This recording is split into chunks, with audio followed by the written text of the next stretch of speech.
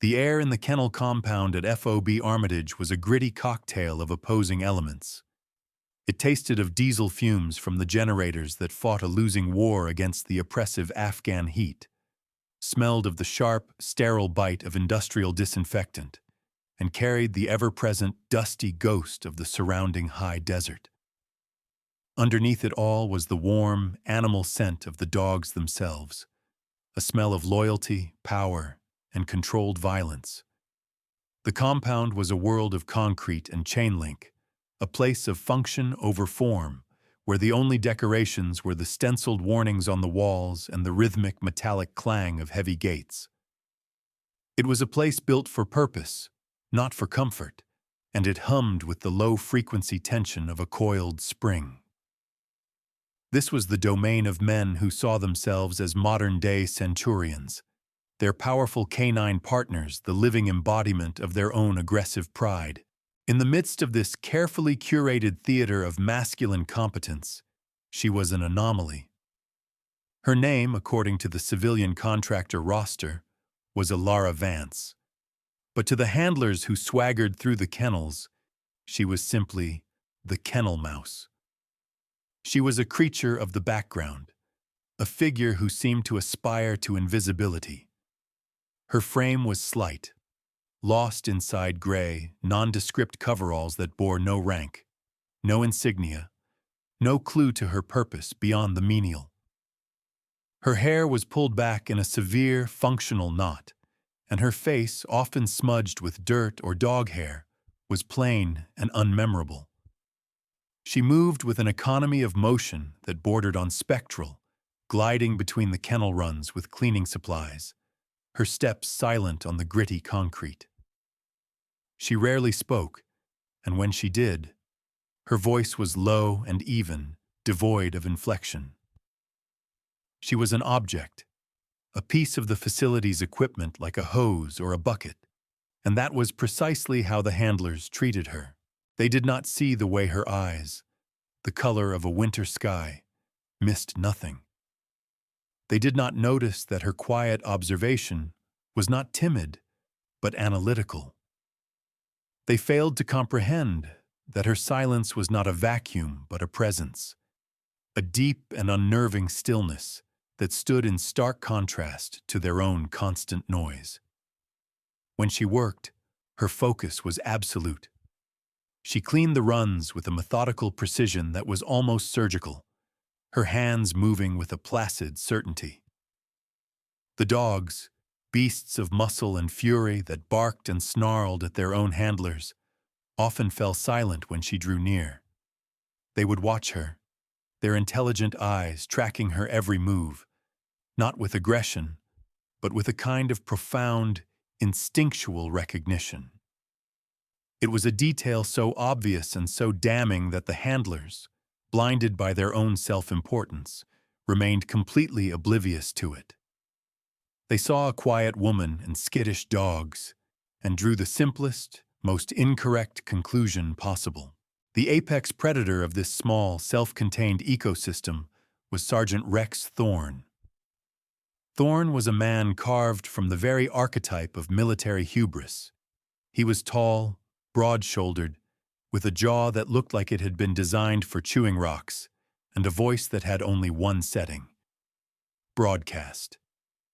He moved through the kennels as if he owned them, his boots striking the ground with proprietary force. His authority, in his own mind, was absolute, derived not from his rank, which was respectable but not exceptional, but from the magnificent beast that was perpetually at his heel. That beast was Titan, a sable German shepherd of immense size and curated ferocity. Titan was the compound's celebrity, a creature of mythic proportions whose bite-work statistics and takedown records were a source of constant, boastful recitation by his handler. To Thorne, Titan was not a partner. He was a status symbol, a living medal, a four-legged extension of his own ego. Thorne's worldview was a simple one, built on a foundation of rigid, unexamined hierarchies. There were alphas and there were betas. There were predators and there were prey. There were loud, strong men like him, and then there was everyone else. The quiet woman in the gray coveralls did not fit into his understanding of the world. Her silence irritated him on a primal level. It felt like a judgment, a quiet refusal to participate in the loud and chest-thumping culture he had built around himself. He saw her placid efficiency not as competence, but as a kind of servile meekness. He and his cronies had settled on the name Kennel Mouse because it perfectly captured their perception of her. Small, silent, scurrying at the edges of their important world, utterly insignificant. Her presence was a dissonant note in his perfectly tuned symphony of dominance, and he had decided, with the casual cruelty of a bored king, that it was time to correct it. The confrontation began, as most things did with Thorn, loudly.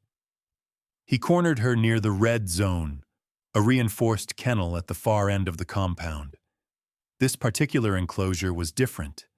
The walls were thicker, the gate a slab of reinforced steel.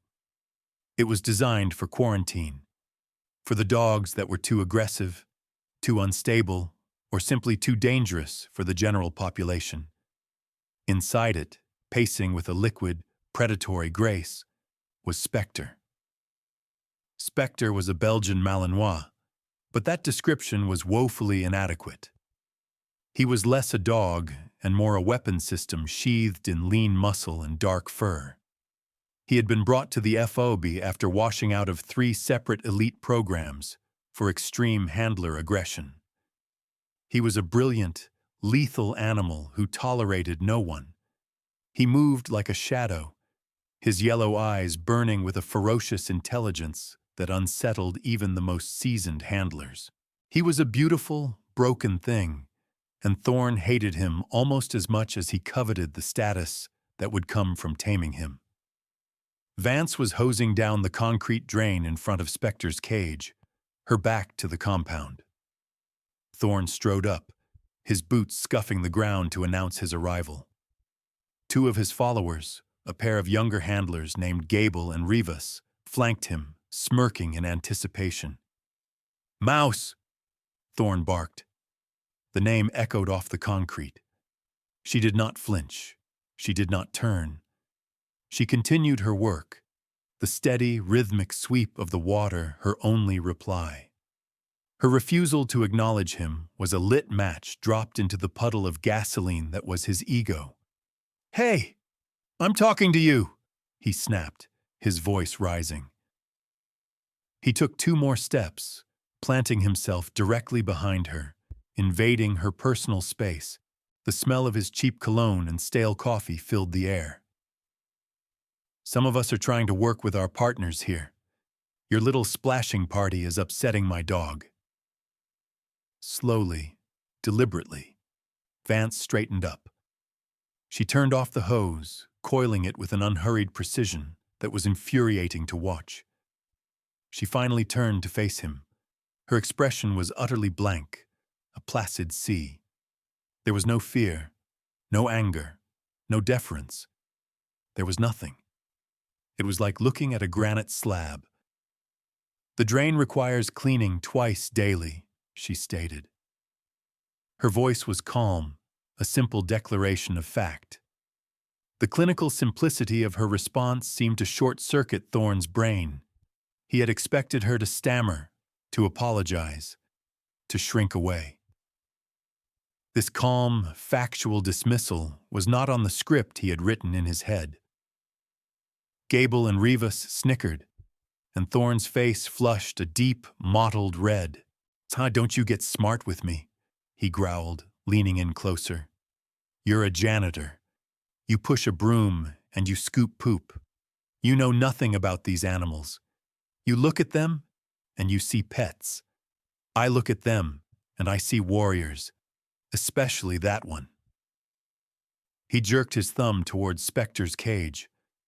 The Malinois had stopped pacing and was now standing perfectly still at the gate, his gaze fixed not on Thorn, but on the woman in front of him. You probably think he just needs a nice little scratch behind the ears, right? Thorn mocked, his voice a cruel parody of gentle reassurance. Think a little kindness will fix him? That's a woman's solution. Let me tell you something, sweetheart. That animal in there is pure lightning. He needs a firm hand, an alpha, someone who speaks his language. Vance's eyes flickered from Thorn's face to the dog in the cage, and for a fleeting instant, a change occurred. It wasn't a smile, not even close. It was a subtle softening at the corners of her mouth, a microscopic shift that Thorn interpreted as a flicker of fear, but which an astute observer would have recognized as something closer to pity. He is not broken, she said, her voice still unnervingly even. That was it. That was the final insult. Her quiet contradiction, her refusal to bend to his reality, sent him over the edge. He was no longer performing for his friends. He was a man lashing out at an immovable object. Not broken? He's a menace, a liability, Thorn shouted. You think you know him? You think you know anything about what makes a real war dog tick? He laughed, a harsh, ugly sound. All right. You want to get to know him. Let's get you acquainted. Before Vance could react, though it was unclear if she ever intended to, Thorn shoved her. It was not a gentle push. He put his weight behind it, sending her stumbling backward the final few feet until her back hit the cold steel of Spectre's gate. The impact rattled the entire structure. Gable, seeing his cue, quickly unlatched the heavy bolt, while Rivas pulled the gate open just wide enough for her to be bundled through. They shoved her inside. The heavy gate slammed shut with a deafening, final clang. The bolt slid home with a sound of metallic finality. Thorn, Gable, and Rivas stood outside laughing. Their laughter was loud and triumphant, the sound of bullies who had finally gotten the reaction they craved. They had taken the quiet thing and put it in a box with the dangerous thing. It was a perfect joke. There! Thorn bellowed, slapping his thigh. Now you can get to know him. See how far your quiet little routine gets you with a real predator, mouse? They expected screaming. They expected begging, crying, a desperate scramble to get away from the killer dog. They were primed for a show, a satisfying confirmation of their own superiority. But the show never came. Inside the cage, Vance had stumbled but had not fallen. She regained her footing with a fluid grace. She did not press herself against the far wall. She did not cower. She simply stood there, in the center of the kennel, and looked at the dog. Spectre, the untamable monster, had not moved. He hadn't lunged. He hadn't even growled. He stood perfectly still, his body a taut sculpture of potential energy, his intelligent eyes locked on hers. Thorn and his cronies saw a standoff, a moment of frozen terror before the inevitable explosion of violence. They were watching a horror movie. Vance and the dog were in a different film entirely. It was in that precise moment of suspended, cruel anticipation that the world ended. The first siren split the air with a piercing, electronic shriek, immediately followed by a chorus of others from across the base. The sound was a physical blow, a wave of pure urgency that vibrated in the teeth. Red lights began to flash across the compound, painting the concrete and chain link in strobing, apocalyptic hues. Then came the voice over the base-wide address system. It was not the calm, measured tone of a drill announcement. It was strained, cracking with adrenaline. Code Black, Code Black, I repeat, this is not a drill. Perimeter breach at the eastern wall, multiple hostiles inside the wire. All personnel to battle stations, Code Black. The laughter died in Thorn's throat, choked off by a sudden icy fist of fear.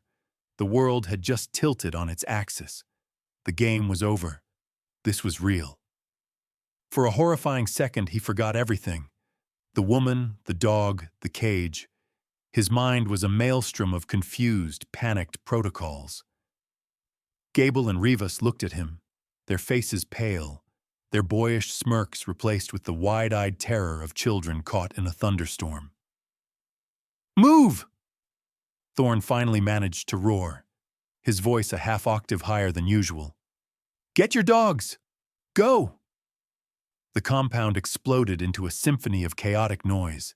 Men were shouting, dogs were barking in a frantic, agitated frenzy, and the metallic screech of kennel gates being hastily thrown open added to the din. The practiced, arrogant swagger of the handlers evaporated, replaced by the clumsy, jerky movements of profound fear. They were trained for this, of course, but training is a fragile shield against the raw, visceral shock of a genuine life-or-death crisis. Their drills had been sterile, controlled affairs. This was a violation. The enemy was not supposed to be inside. Thorn scrambled to Titan's run, his hands fumbling with the latch he had opened 1,000 times before.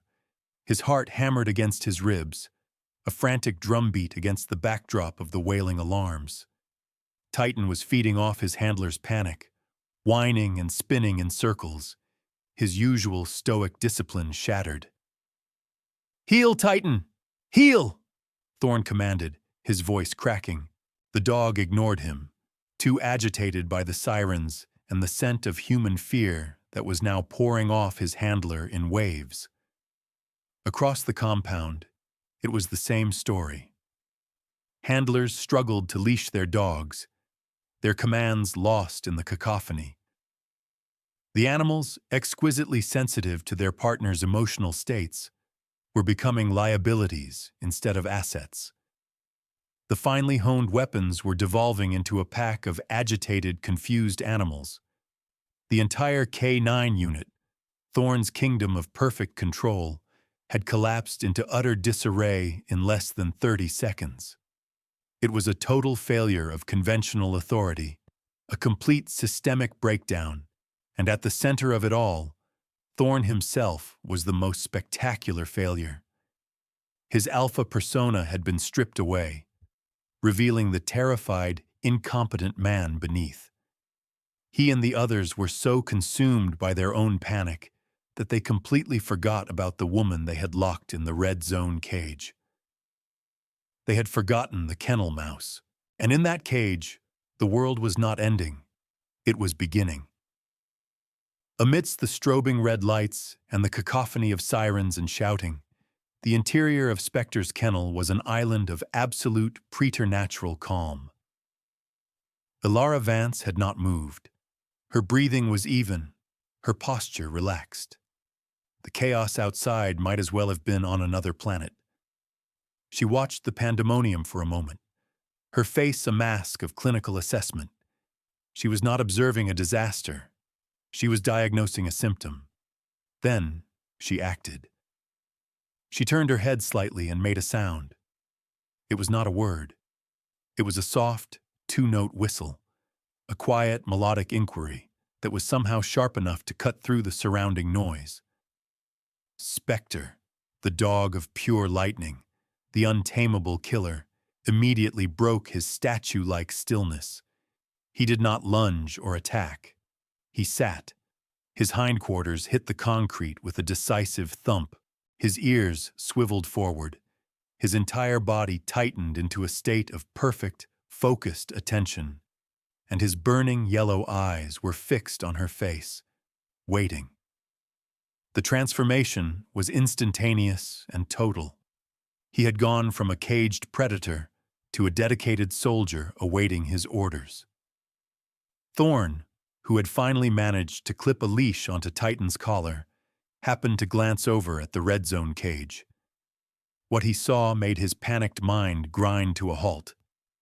The sight was so impossible, so contrary to the laws of his universe, that for a moment he thought the stress had made him hallucinate.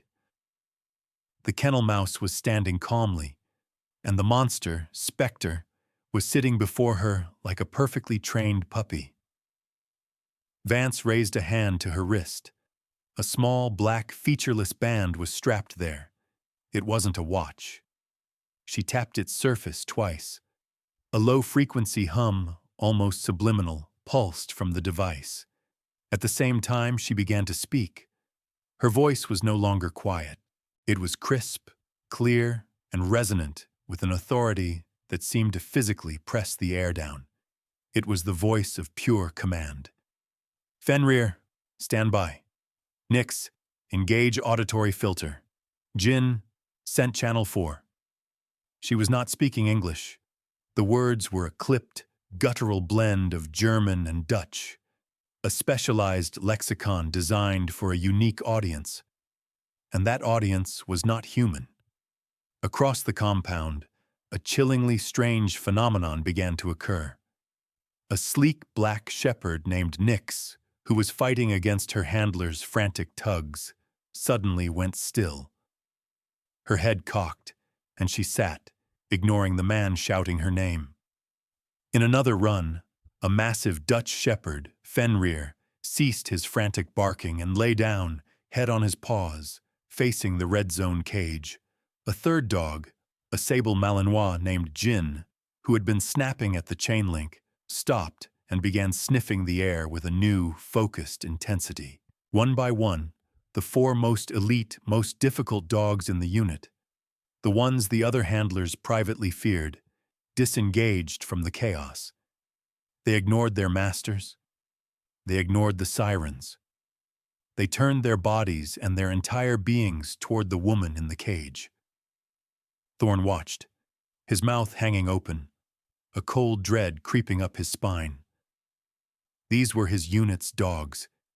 He knew them, but he did not know this. This was something alien, something impossible. It was like watching puppets whose strings were being pulled by an invisible hand. Vance tapped her wristband again. "Execute," she said in that same foreign tongue. With a series of loud, pneumatic hisses, the electronic locks on the kennels housing Nyx, Fenrir, and Jin disengaged. The gates swung open. Their handlers, who were still fumbling with leashes and gear, were left holding useless scraps of leather as their partners trotted out with purpose. The 3 dogs did not run wild. They moved with a terrifying, fluid discipline. They converged in the center of the compound, meeting Spectre, who was now being released from his own cage by the same remote command. The 4 dogs formed a perfect tactical diamond, a living, breathing unit of lethality. They stood shoulder to shoulder, silent and still, awaiting the next command. They looked like a pack of wolves, ancient and lethal, operating on a plane of existence the panicked humans could no longer touch. The other dogs, sensing the shift in power, fell silent. The handlers, including Thorn, stood frozen, their incompetence laid bare, their authority revealed as a hollow charade. They were no longer masters. They were merely spectators. From inside the now open cage, Vance issued her next command, a single sharp syllable. The pack moved. They did not run. They flowed. They moved like a single organism, a wave of dark fur and silent paws, sweeping out of the kennel compound and into the chaos of the base. Their movements were economical, precise, and utterly silent. They were ghosts with teeth. On the security monitors in the kennel office, Thorn and the others watched the feed, their faces illuminated by the green and black glow. They saw the 4 dogs split apart, peeling off in pairs with perfect tactical geometry. They flanked, they cleared blind corners, they used cover. They moved with an intelligence that was not animalistic. It was strategic. The monitor showed 2 of the intruders, armed and moving along a service corridor. Nyx and Jin appeared at opposite ends of the hallway simultaneously. There was no barking, no warning, just a silent, impossibly fast rush. It was over in seconds. The feed showed the two dogs standing over the neutralized hostiles, not mauling them, but pinning them, their control as absolute in violence as it had been in stillness. On another screen, Spectre and Fenrir cornered the remaining two infiltrators in a maintenance bay. There was no fight. There was only a sudden, overwhelming display of speed and power that ended with two more men on the ground, disarmed and immobilized. The entire breach, the entire Code Black event that had sent a fortified military base into a panic, was contained and neutralized in under 90 seconds. By 4 dogs, taking orders from a woman locked in a cage. The silence that descended upon the kennel compound was heavier and more profound than the noise it replaced. The sirens died down, replaced by the distant shouting of the base's security forces arriving to clean up a fight that was already over. Thorn stood like a statue, his leash still connected to a whining, confused Titan. His mind was a blank slate, wiped clean by the sheer, overwhelming impossibility of what he had just witnessed. The kennel mouse. The quiet, insignificant woman. She had just conducted a symphony of violence with the precision of a legendary maestro. She had wielded his unit's most dangerous dogs like a surgeon wields a scalpel. Who was she? What was she? The answer arrived in the form of a squad of Tier 1 operators, clad in black tactical gear and moving with the grim purpose of men who are very, very good at their jobs. They stormed the kennel compound, weapons at the ready, their boots crunching on the gravel. At their head was a man who radiated authority like heat from a furnace. He was tall, lean, with silvering hair, and a face that looked like it had been carved from naval tradition itself. On his collar, he wore the silver eagle of a full colonel. He swept his gaze over the stunned, useless handlers, his expression one of utter contempt. He completely ignored Sergeant Thorn. His eyes were locked on the security monitors. He saw the feeds showing the neutralized intruders and the 4 dogs standing guard. A visible wave of immense relief washed over his face.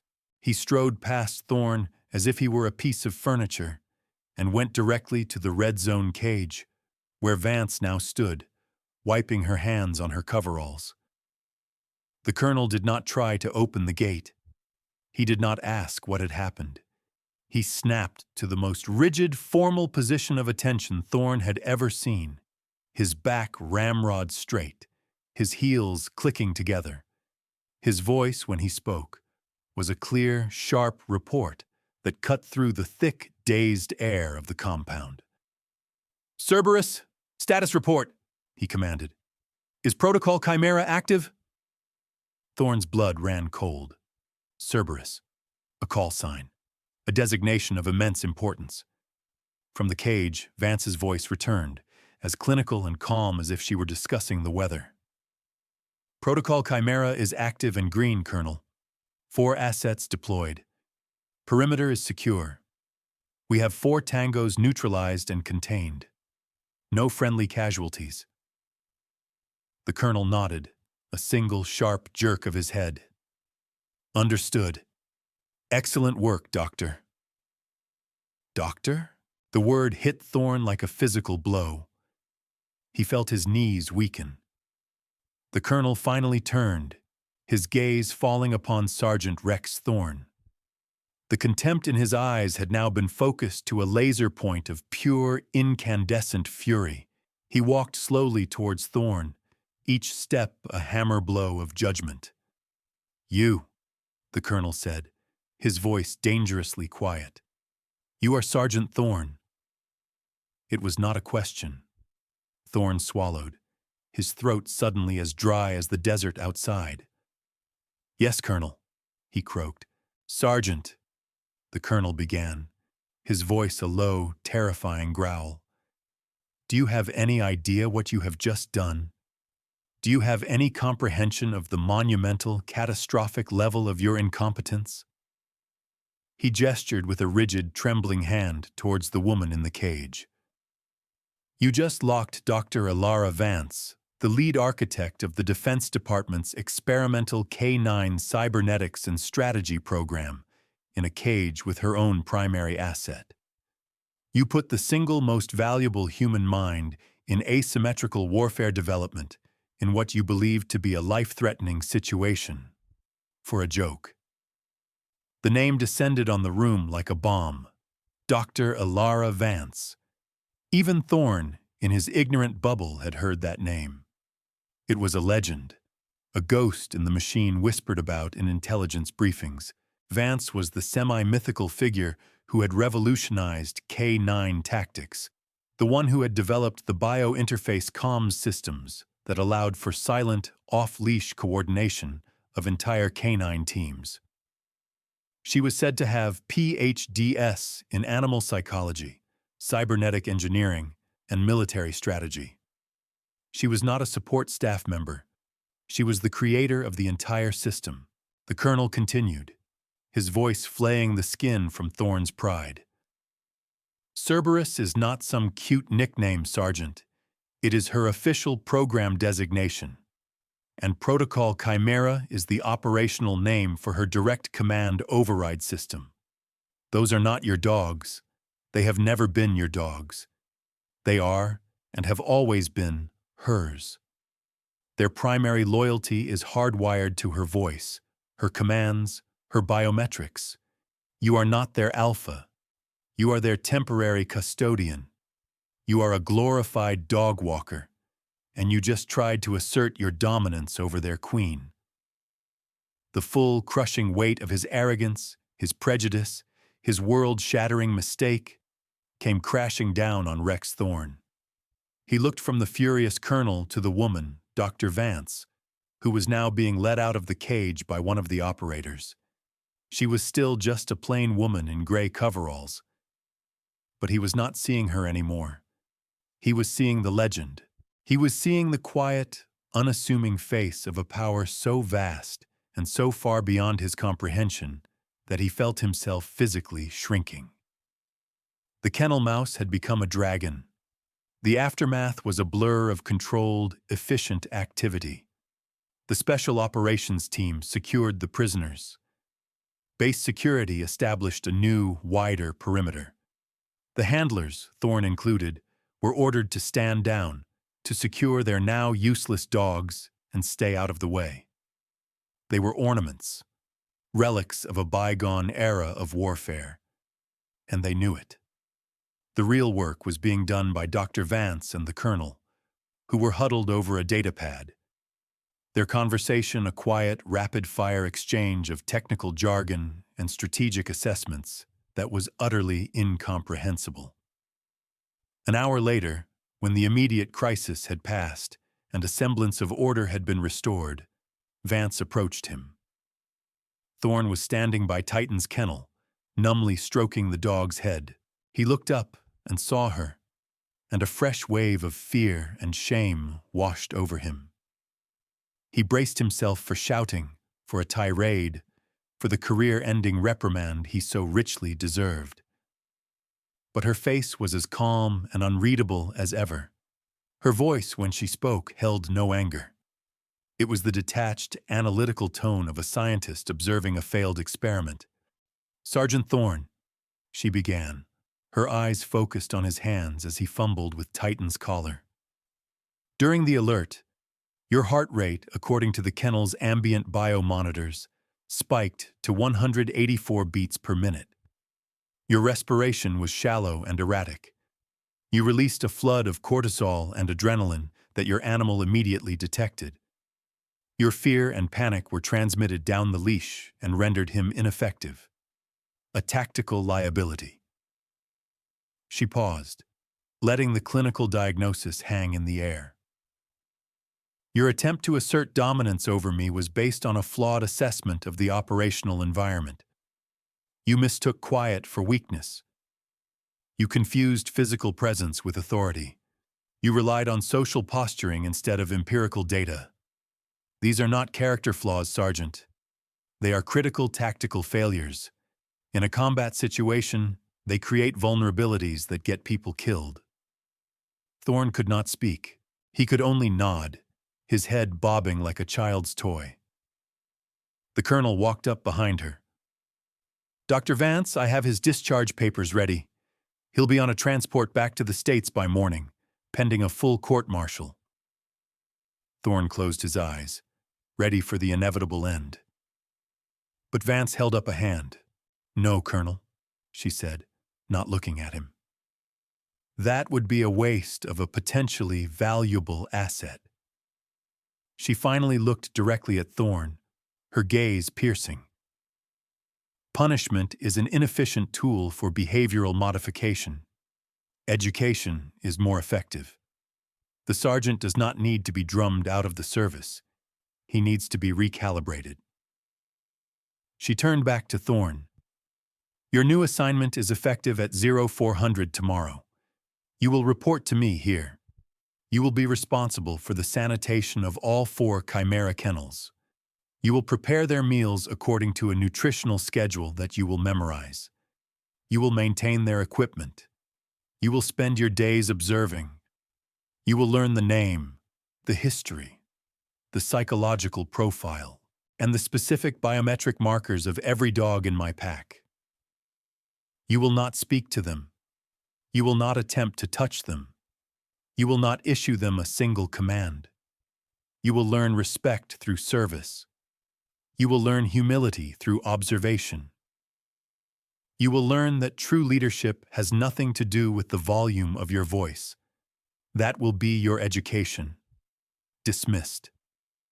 The story of that day, of course, passed into the annals of military legend. It became a teaching tool at academies, a cautionary tale told to new, cocky handlers who thought they knew everything. They called it "The Day Thorne Met Cerberus." It was a modern fable about the dangers of hubris and the power of quiet competence. 2 years passed. At the main K-9 training facility at Lackland Air Force Base, a new group of aspiring handlers sat in a classroom, their faces a mixture of eagerness and apprehension. The instructor who stood before them was not what they expected. He was a lean, quiet man with watchful eyes.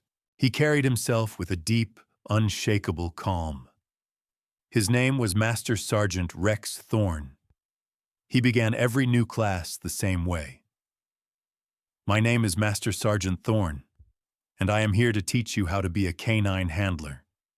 But before I teach you what to do, I am going to tell you the story of everything I once did wrong." He would then recount, in painstaking, unflinching detail, the story of his own humiliation. He spoke of the kennel mouse, the code black, and the 4 dogs who answered to a higher authority. He used his own monumental failure as his primary teaching instrument. He taught his students that the leash was not a tool of control, but a line of communication. He taught them that dominance was a fragile illusion, and that trust, respect, and understanding were the true foundations of a partnership. His prize dog, Titan, had been integrated into Dr. Vance's Chimera program, becoming one of its most decorated assets, a final living testament to the superiority of her methods. Thorne had been transformed, his arrogance burned away in the crucible of his own shame, leaving behind a core of hard-won wisdom. The narrator concludes, his voice a low, reverent hum.